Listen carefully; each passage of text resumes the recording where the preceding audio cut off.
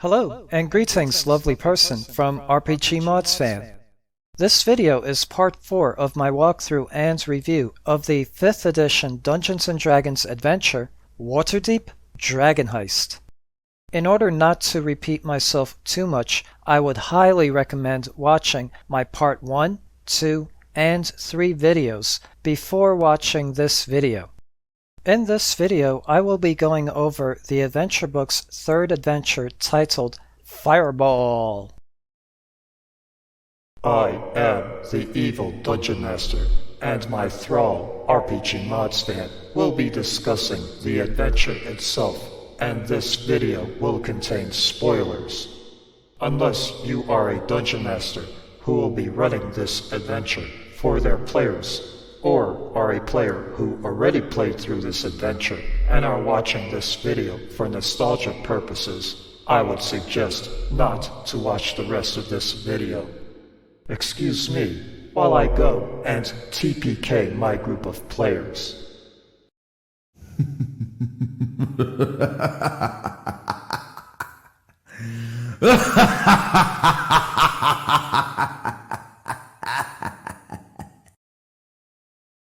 Previously on Waterdeep Dragon Heist, the famous explorer and author Volothamp Gedram gives our band of fearless adventurers a quest to find and rescue his kidnapped friend Floon Blagmar. Floon was kidnapped by the Zentarum, then again by the Xanathar Guild. During their quest, they also rescue Lord Renaer Neverember. Volo awards our adventures with the Trollskull Manor estate located in the North Ward. The adventurers settle into their new home and meet their neighbors. Rescuing Renaer has made them known in Waterdeep and has brought them the attention of various factions. These factions then try to persuade the adventurers to join them. One early morning, when all the player characters are in their Trollskull Manor, they hear the roar of an explosion, their windows rattle, followed by the screams of city folk, all coming from Trollskull Alley. A fireball has detonated in the street, claiming the lives of 11 people. The player characters have a few minutes to examine the crime scene before the city guards arrive, who will then cordon off Trollskull Alley with 6 guards at each entrance. Another 6 guards and their sergeant watch over the crime scene. Flying overhead in the sky is a griffin mounted by a griffin cavalry rider. About 15 minutes later, 22 members of the City Watch arrive to investigate the crime scene.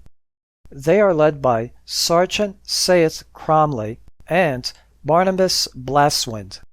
Barnabas is a member of the Watchful Order of Mages and Protectors. 20 City Watch constables will be knocking on doors and questioning locals.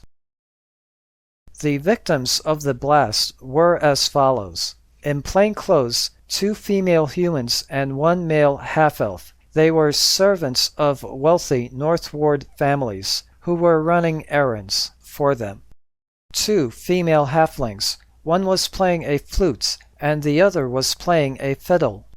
2 male halflings who were dancing to their tune. 1 elderly female human who was out for a walk. 2 cloaked, leather armor-clad male human sellswords. They have tattoos of a black-winged snake, which is the symbol of the Zentarum, and a male rock gnome. The male gnome was Dalakar, who had the Stone of Galore, and was on his way to see the player characters at their Trollskull Manor home. He also has a pouch containing 5 100 gold piece gemstones. The DC Dexterity Sleight of Hand check for snatching the pouch with no one noticing is 13. As a Dungeon Master, I would also add a parchment with the address of Trollskull Manor or a map to it. Somehow this parchment survived the blast. Perhaps it was tucked in a small, non-flammable scroll case? Upon inspection of the crime scene, Barnabas comes to the following conclusions. The gnome was running away from 3 armed pursuers. 2 are dead, but the third person survived and is no longer at the scene. The gnome and his pursuers were moving toward Trollskull Manor. Hence, he and Sergeant Cromley will want to question the player characters. Neither the gnome nor his pursuers saw the blast coming. Both Barnabas and Sergeant Cromley prefer to have ironclad evidence and testimony from reliable witnesses before making any arrests. However, they will refuse any requests by the player characters to join in on the investigation. There were many eyewitnesses to the fireball blast. 3 of them have important information to share. No ability checks are required by the player characters to question them. Fala Le Falir, the owner of Corellon's crown, saw a badly burned cloaked man taking something from the body of the dead gnome, and then limped away toward the bent nail.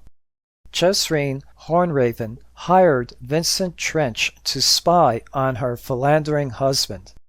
As she left the Tiger's Eye, she saw a puppet shaped like a man on a rooftop hurl something into the crowd below that caused the explosion. A 12-year-old boy named Martem Trek was watching the halflings. Moments after the blast, a necklace of fireballs fell into the rain barrel Martem was hiding behind. The necklace has a broken clasp and 2 beads left. Player characters who withhold from the City Watch the necklace and or any items taken from the crime scene are technically guilty of withholding evidence, which is a crime in Waterdeep. The bodies will be taken to the cellar morgue of a nearby City Watch station. If the characters manage to have Speak with Dead cast on Dalakar, they can learn the following information. Dalakar worked for the Open Lord of Waterdeep, who he thinks is Lord Dagult Neverember. For him, Dalakar stole the Stone of Galore from Xanathar's lair. The Stone of Galore is the key to finding a hoard of gold hidden in the city by Dagult Neverember. Dalakar heard about the adventurers and thought they can keep the stone safe from his pursuers. If the characters manage to have Speak with Dead cast on the Zentarum sellswords, they can learn the following information.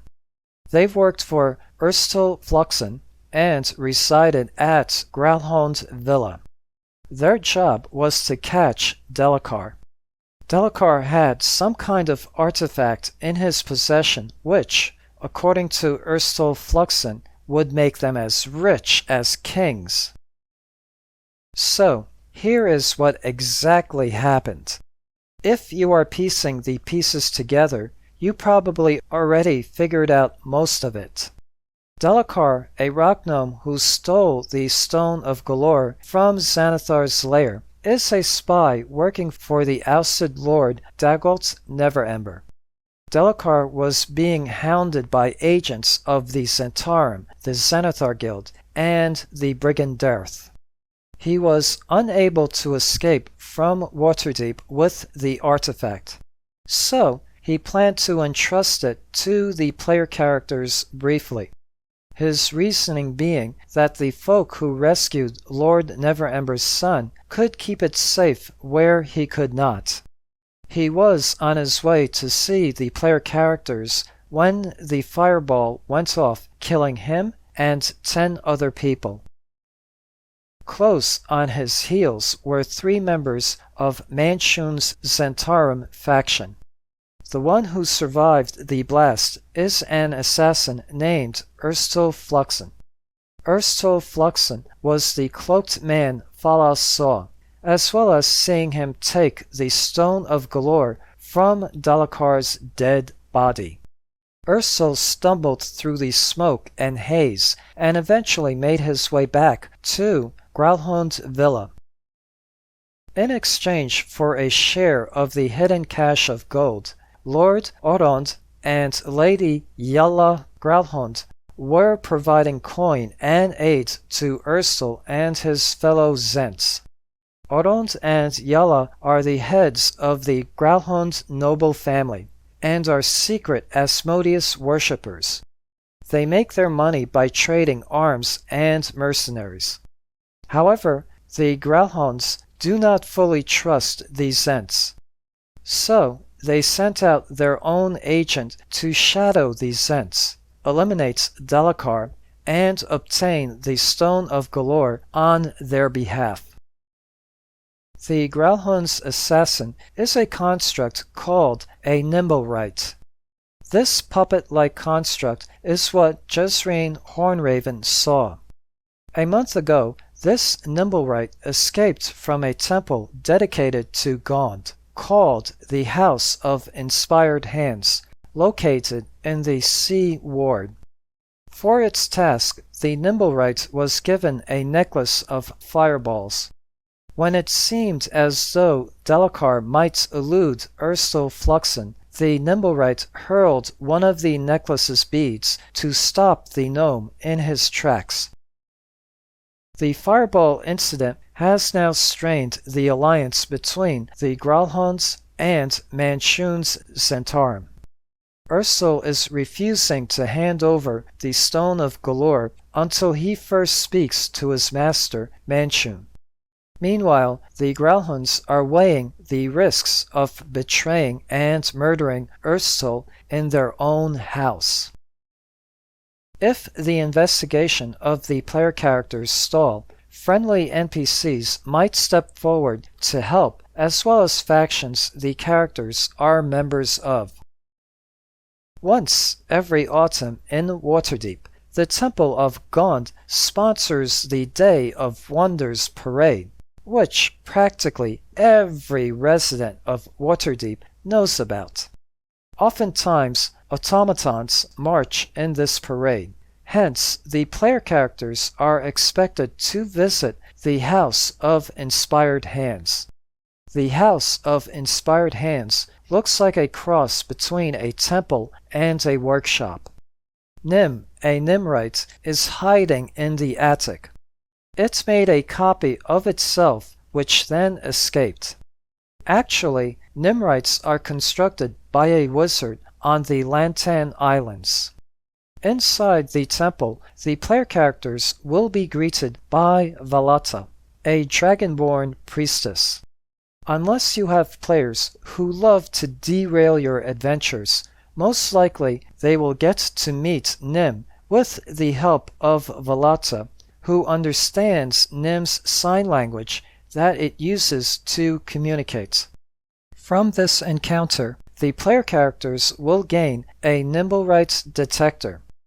This 30 centimeter long copper contraption will start making noise, meaning its umbrella portion will start spinning, whirling, and clicking. When it comes within 500 feet or 152 meters of a Nimblewright, the detector will make more noise the closer it gets to a Nimblewright. Nim's errant Nimblewright is in Growlhound Villa. However, there are 4 more Nimblewrights in Waterdeep. They are on board Captain Zardos Zord's 3 Carnival ships harbored in the dock ward. If the player characters somehow get distracted and end up there instead of Growlhound's Villa, then Captain Zardos invites them to dine with him. He will say that he bought the Nimblewrights from a wizard on the Lantan Islands. He will add that his Nimblewrights are for his Sea Maiden's Fair. Finally, he will say that outside of the parade, his Nimblewrights always remain aboard his ships. They are perfectly harmless and are not responsible for the fireball blast. When news of the fireball blast and the news that a gnome and 2 sellswords were killed by it, Rainier Neverember will come to pay a visit to the player characters at Trollskull Manor. When that news hits Rainier is up to the DM. He will state that the gnome Dalakar was a spy for his father, and he will explain what he suspects happened. Basically, this is where the player characters get more of the adventure's background information. If the player characters share the information Fala Lafalier told them, Rainier says he will make some inquiries with his contacts, which are the Harpers. A day later, Rainier returns and says the man Fala saw was Ursto Fluxen, and that he was seen entering Growlhound Villa. After fleeing Trollskull Alley with the Stone of Galore, Ursto Fluxen returned to Growlhound Villa to confront Yala Growlhound about sending the Nimblewright to meddle in his mission. Due to his injuries, Lady Growlhound decides to take advantage of his weakened condition and wrests the Stone of Galore from him. She then orders her guards to lock him up. Yala's motivation depends on the main villain that the Dungeon Master has chosen for the adventure. If Zenithar is the main villain, Yala will return the stone to the beholder in exchange for a vacancy being created on the Council of Masked Lords. If the Castle Lanterns are the main villains, Yala is a fawning member of their Asmodeus worshipping cult. If Jarlaxle is the main villain, then he and Yala are secret lovers. If Manchun is the main villain, Yala believes Ursel can no longer be trusted and wants to deal with Manchun himself. While being taken away, Ursel manages to overpower the 2 guards watching over him and alerts the other Zents on the estate. Hence, the struggle between the Growlhound household and the Zentarim begins. In the meantime, Lady Growlhound orders her Nimblewright to take the Stone of Galore elsewhere. Amid the chaos, the Nimblewright flees the estate. The player characters should now have a choice: to share what they know to the City Watch or investigate Growlhound Villa themselves. But, I ask you, what is the fun in sharing information with the City Watch? So, I will discuss the latter case, where the characters try to infiltrate the villa.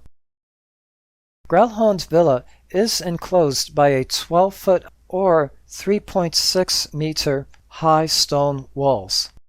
Neighbors and bystanders will alert the City Watch if they hear loud, disturbing noises, such as a thunderwave spell coming from the estate, or if they see anything suspicious.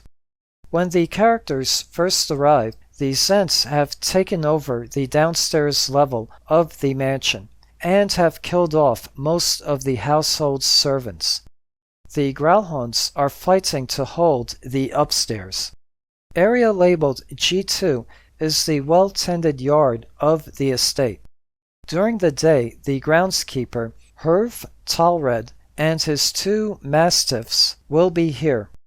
During the night, the 3 will transform into shadows. Room number G8 is the Great Hall. The bloody corpses of 8 guards and 2 thugs lie on the floor. Guarding the room are 2 Zentarum thugs.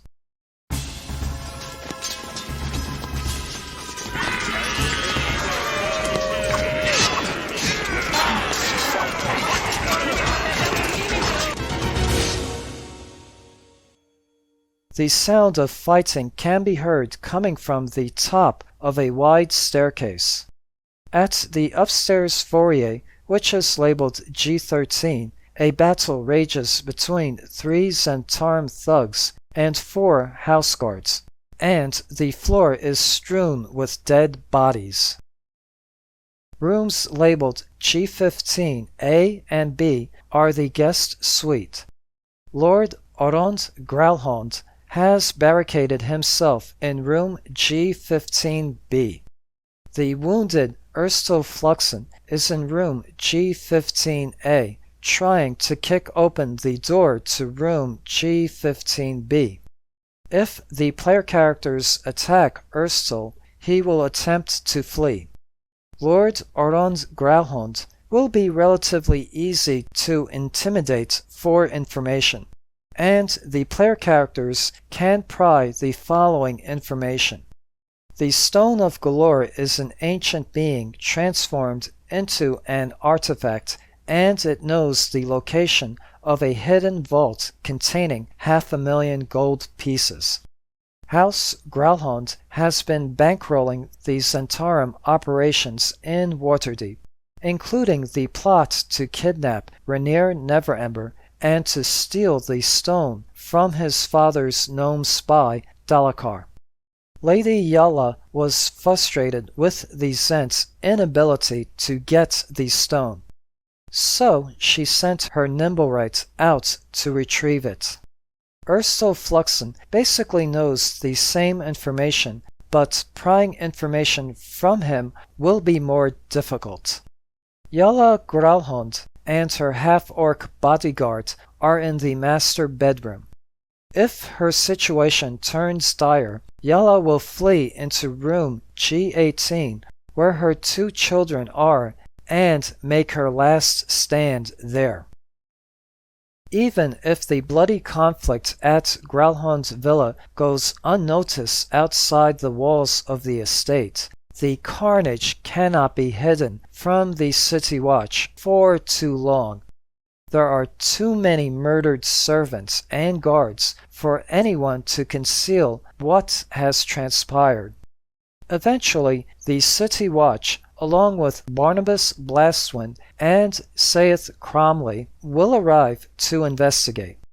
They will question neighbors and bystanders. If any of them witness the player characters entering or leaving the estate, they become suspects and then can expect a visit from Barnabas and Saith. If any of the Growlhounds were killed, and there are witnesses or evidence of the player characters being at the villa, then the City Watch will then set out to arrest them. Within days after the events that local broadsheets dub the Growlhound Villa Bloodbath, the City Watch cracks down on the Zentarum. They round up as many Zentarum members they can find, including Davil Starsong. Characters who are members of the faction are safe for the time being as long as they keep a low profile. Otherwise, they too are rounded up and questioned over a period of several days. Istrid Horn of the Doom Raiders will contact and ask the player characters if she can hide at their place, Trollskull Manor, for 10 days. If the player characters do hide her, no one will come looking for her at Trollskull Manor, but her bad manners may irritate them. If you are using milestone level advancement, the adventure states to level up the characters to 4th level if they have conducted their own investigation into the fireball incident and have affected the outcome of events in Growlhound Villa. So, what happened to the Nimblewright with the Stone of Galore? Where did it go? Find out next time on Waterdeep Dragon Heist. Thank you for watching. Hope this video has been informative and entertaining. Please subscribe, like, share, and comment. I do like feedback. Till next time, this is RPGmodsFan saying cheers, have a good day, and goodbye.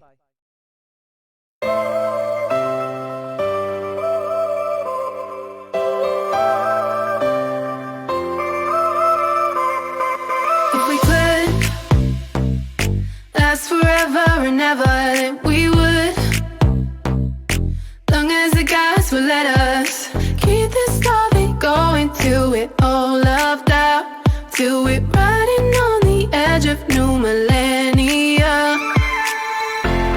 Cause we don't want it to ever end. We've been together all this time, now you're my only friend. We don't want it to ever end.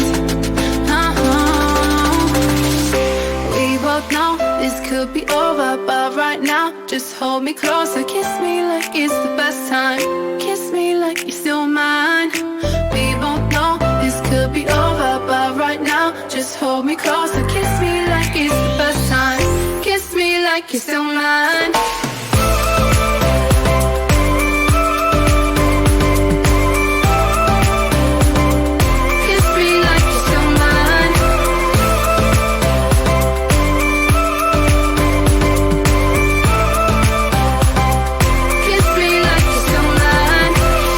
So hard to walk our separate ways when all we ever said was how we make it someday. Every time I get up to leave, all these consequences come and leave.